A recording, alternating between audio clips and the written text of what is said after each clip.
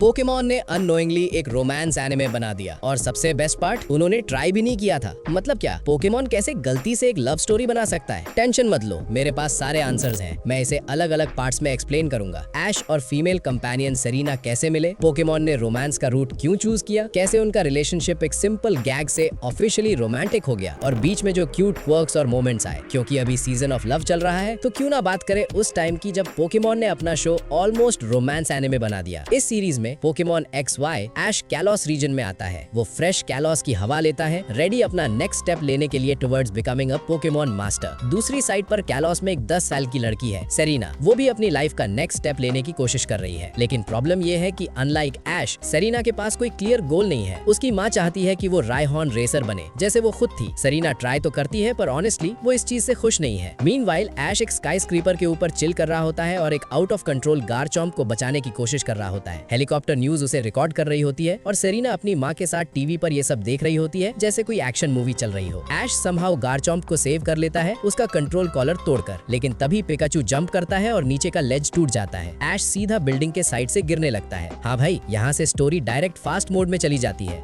ऐश बिना सोचे पिकाचू के पीछे हेड फर्स्ट डाइव मार देता है, और याद रहे ये सब कैमरा पर रिकॉर्ड हो रहा है। टेक्निकली तो वो गिरकर खत्म हो जाता, पर ऑब्वियसली ऐसा नहीं होता। उसे मेगा ब्लेजिकन बचा लेता है। लेकिन जब सेरीना टीवी पर ये सीन देखती है, उसे कुछ अलग फील होता है। उसे लगता है कि ये थोड़ा पागल सा लड़का जो ऑलमोस्ट सेल्फ डिस्ट्रक्ट कर गया कैमरा के सामने, कुछ स्पेशल है। और बस वही मोमेंट सेरीना को इंस्पायर करता है। वो डिसाइड करती है कि वो भी अपनी जर्नी स्टार्ट करेगी। वो प्रोफेसर के लैब में जाती है अपना स्टार्टर पोकेमॉन चूज करने के लिए, लेकिन स्टार्टर लेने से पहले वो स्पेशली एक सवाल पूछती है, वो ट्रेनर का नाम क्या था जिसने गारचॉम्प को बचाया? और यहीं से शुरू होती है एक स्टोरी जो शायद पोकेमॉन ने प्लान नहीं की थी, पर बन गई एक beautiful romance journey.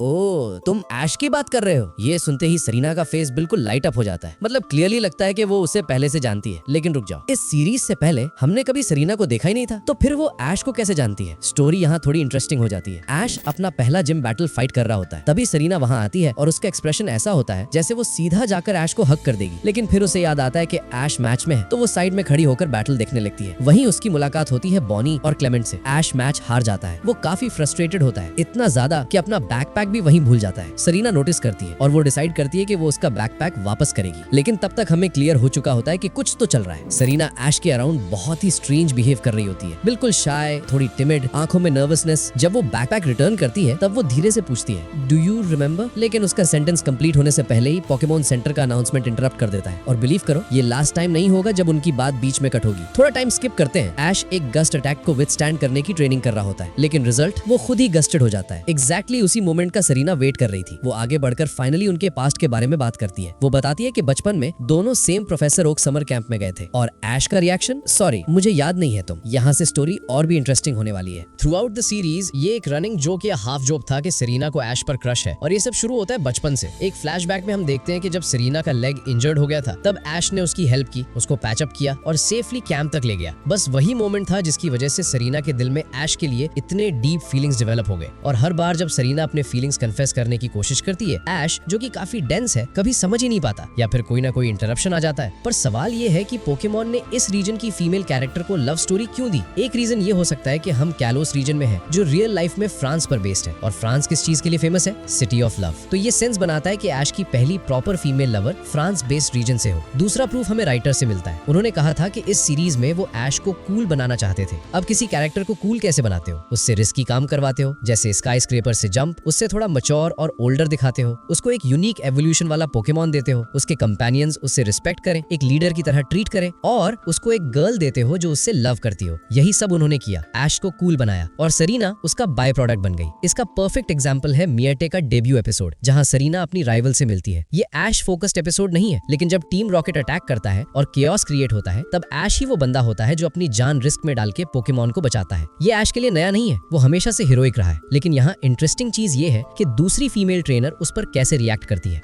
Oh wow, Ash is so brave. ये लाइन तब आती है जब वो उसकी ब्रेवरी से इम्प्रेस होती है, क्योंकि ऐश ने पोकेमॉन को बचाने के लिए रिस्क लिया, और इसी वजह से एपिसोड के एंड तक मियट को भी ऐश पर क्रश हो जाता है। फिर वो सेरीना से कहती है, एक बात सुनो, या तो तुम ऐश को अपने फीलिंग्स बता दो, या फिर मैं अपने फीलिंग्स उससे बता दूंगी। अब यहाँ पर सिचुएशन इंटरेस्टिंग हो जाती है। अब दो कैरेक्टर्स ऐश से प्यार करते हैं। इससे और क्लियर हो जाता है कि पोकेमॉन सेरीना को अपने लव के लिए फाइट करवा रहा है, और साथ ही ऐश को और कूल बना रहा है। अब लास्ट रीजन कि पोकेमॉन ने सेरीना को लव स्टोरी क्यों दी, फ्रांस, सिटी ऑफ लव और ऐश को गिगा चैट बनाने के अलावा सिंपल है, ये फनी है और ये ड्रामा क्रिएट करता है। सीरीज के बीच और एंड तक पोकेमॉन इस चीज को और एम्पलीफाई करता है, सेरीना के फीलिंग्स को और ज्यादा ऑब्वियस बना के। We are out on a date example है episode under the pledging tree, जहाँ ऐश और सेरीना टेक्निकली एक डेट पर जाते हैं पोकेमॉन के लिए गिफ्ट शॉपिंग करने। फिर हर वो एपिसोड जहाँ मीएट होती है, स्पेशली वो फेमस पार्टी डांस एपिसोड जो शायद सबसे पॉपुलर शिपिंग मोमेंट है। यहाँ सेरीना फाइनली ऐश के साथ डांस करने वाली होती है, सब स्लो हो जाता है, ऐश अपना हाथ आगे बढ़ाता है और जैसे ही सेरीना उसका हाथ पकड़ने वाली होती है डांस खत्म हो जाता है। ये मोमेंट उस टाइम इंटरनेट तोड़ दिया था। एक और एपिसोड था बैटलिंग एट फुल वॉल्यूम, जहाँ हमें पोकेमॉन का सबसे वाइल्ड सीन मिलता है। ऐश बहुत सिक होता है, मुश्किल से चल पा रहा होता है और सेरीना के पास आता है ऑलमोस्ट अनकॉन्शियस। लेकिन अब जब हमें समझ आ गया कि पोकेमॉन ने सेरीना का कैरेक्टर ऐसा क्यों बनाया, तो सवाल ये है जब स्टार्ट से ही पता था कि सेरीना ऐश को पसंद करती है तो ये एक्सीडेंटल रोमांस कैसे बन गया? बात सिंपल है, पोकेमॉन ने शुरू में सेरीना को एक ऐसे कैरेक्टर के रूप में दिखाया जो अपने चाइल्डहुड हीरो को एडमायर करती है और उस फीलिंग को बस कभी कभी ह्यूमर के लिए यूज किया गया। उनका इंटेंशन ये नहीं था कि ये रिलेशनशिप सीरियस बन जाए, ये सिर्फ एक ऑन स्क्रीन गैग था।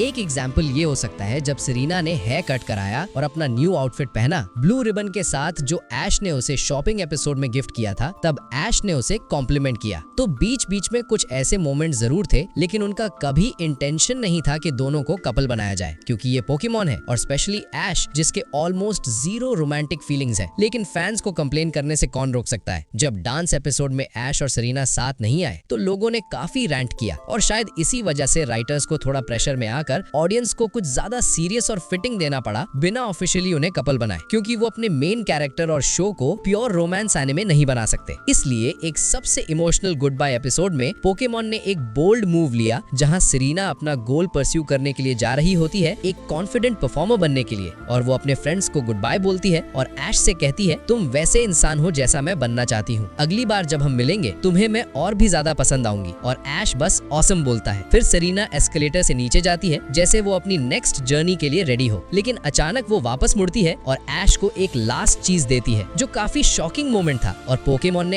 एक्चुअली ये कर दिया, लेकिन इसका मतलब ये नहीं है कि वो ऑफिशियली बॉयफ्रेंड गर्लफ्रेंड बन गए, क्योंकि जब सेरीना बाद में जर्नीज के एपिसोड 115 में वापस आती है तब भी उन्हें कपल बनते नहीं दिखाया जाता। फिर भी ये शायद सबसे क्लोजेस्ट मोमेंट है जहां ऐश किसी के साथ रिलेशनशिप में दिख सकता था पोकेमॉन एनिमे में। तुम क्या सोचते हो आगे क्या होगा? कमेंट्स में जरूर बताओ और लाइक शेयर सब्सक्राइब करना मत भूलना। Thanks for staying till the end. मिलते हैं नेक्स्ट वीडियो में।